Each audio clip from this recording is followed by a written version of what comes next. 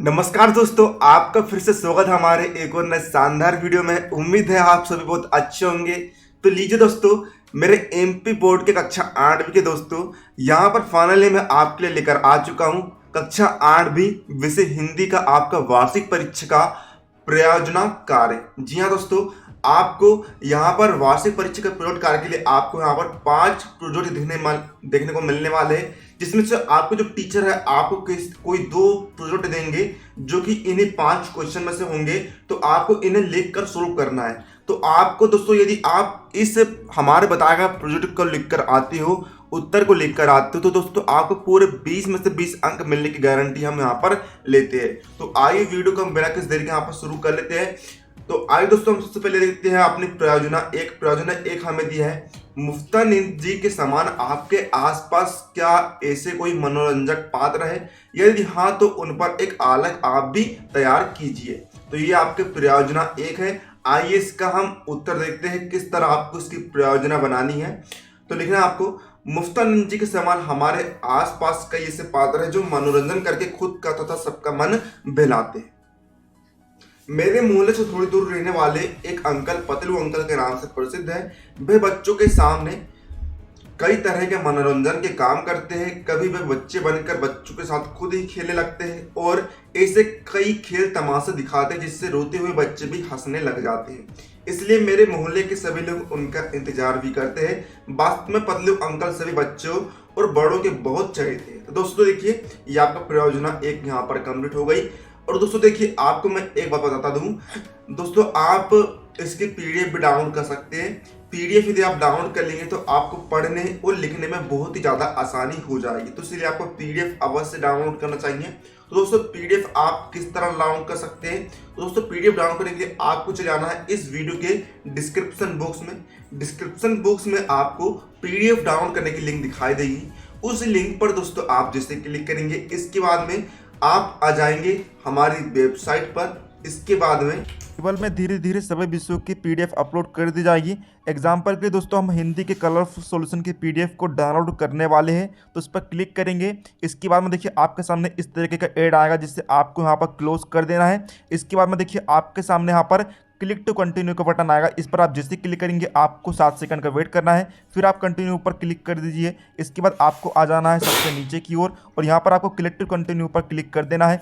फिर आपको वेट करना है और यहाँ पर आपको फिर से कंटिन्यू पर क्लिक कर देना है। इसके बाद में देखिए आपके सामने यहाँ पर ओपन लिंक पर आपको क्लिक कर देना है। इसके बाद में आपको ओके पर क्लिक करके देखिए आपके सामने पीडीएफ यहाँ पर खुल चुकी है। आप पूरी पीडीएफ दे सकते हैं। इसे डाउनलोड करने के लिए आपको ऊपर के 3 डॉट पर क्लिक करके आपको डाउनलोड पर क्लिक कर देना है। तो पीडीएफ आपको डाउनलोड हो चुकी है। और यहाँ पर देखिए आपको इसे दोबारा खोलने के लिए आपको चले जाना है फाइल मैनेजर में और डाउनलोड के ऑप्शन पर क्लिक करने के बाद आपके सामने देखिए पीडीएफ यहाँ पर आ चुकी है। इसे आप ओपन कर लेंगे। तो दोस्तों, इस तरह आप आसानी से पीडीएफ को डाउनलोड कर सकते हैं।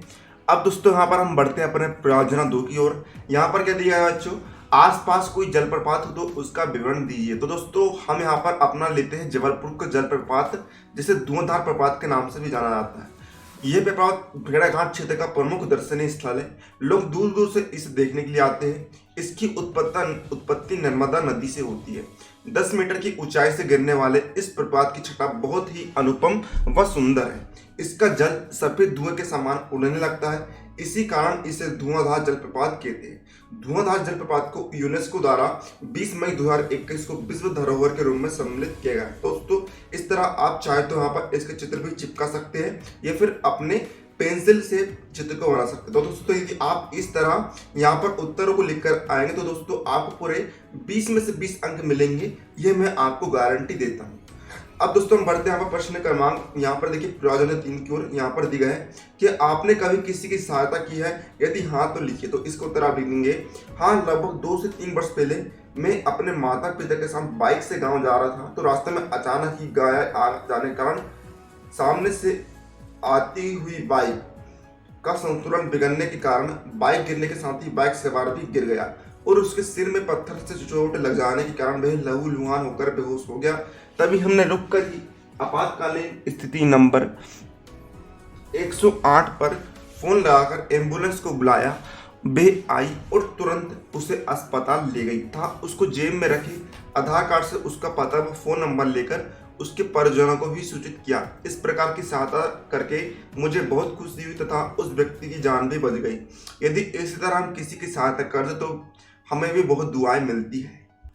अब देखिए दोस्तों, आप हमसे सोशल मीडिया पर भी कनेक्ट हो सकते हैं। इंस्टा आईडी अनुसाव को फॉलो कर लीजिए, क्योंकि वार्षिक परीक्षा पेपर आपको वहीं पर दिए जाते हैं। और टेलीग्राम चैनल को भी सब्सक्राइब कर लीजिए, वहाँ पर आपको पीडीएफ तथा इम्पोर्टेंट अपडेट्स दी जाती है। और दोस्तों, सभी की लिंक दी हुई है आपको इस वीडियो के डिस्क्रिप्शन बॉक्स में।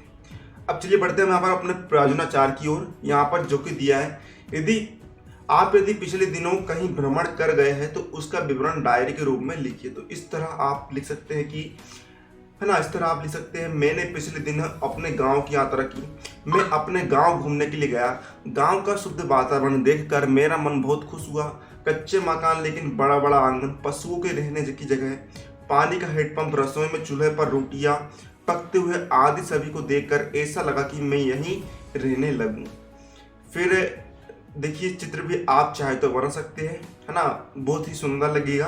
गांव में हमने सरसों के लहलहाते खेत देखे। इतनी हरियाली में पीले पीले सरसों के फूल बहुत सुंदर लग रहे थे। धान की रोपण भी बहुत अच्छी लगी। धान के छोटे छोटे पौधों की स्त्री पुरुष पानी से भरे खेतों में पैरों को डुबा कर निकाल रहे थे। यह दृश्य देखने ही बनता था। हमने बाजरे की फसल एवं मार्च में गेहूं की फसल के लहलहाते खेतों को देखा। इससे हमारे मन में भी खुशी की लहर दौड़ गई और हमारा मन भी खेती करने के लिए उत्सुक होने लगा। इस तरह आपको लिख देना है। अब दोस्तों, हम देखते हैं प्रयोजना 5। आप अपने जीवन से जुड़ी ऐसी कौन सी घटना है जो सभी को बदलाना चाहेंगे, उसे लिखिए। तो इस तरह आप लिखेंगे, एक बार मैं अपने पूरे परिवार के साथ मेला घूमने गई। तो कुछ समय तो मैं अपने परिवार के साथ घूमते रही। हमने फ्रॉक खरीदी, खिलौने खरीदे और आलू की टिक्की भी खाई। लेकिन मैं अपनी बहन के साथ एक दुकान पर गुड़िया देखने लगी। तभी भीड़ भाड़ के कारण हम दोनों अपने परिवार से अलग अलग हो गए और मैं तो रोने लगी। लेकिन मेरी बड़ी बहन ने साहस का परिचय देकर पुलिस वाले अंकल को बताया और अपना नाम व पता भी बताया। उसी समय हमारे मोहल्ले के एक भैया जी भी आ गए जो हमें जानते थे। फिर उन्होंने हमें घर तक छोड़कर अपने परिवार से मिलाया। अपने परिवार से मिलकर हम दोनों बहनों को बहुत खुशी हुई और हमने उन सभी लोगों को धन्यवाद किया जिन्होंने घर तक पहुंचाने में हमारी सहायता की थी।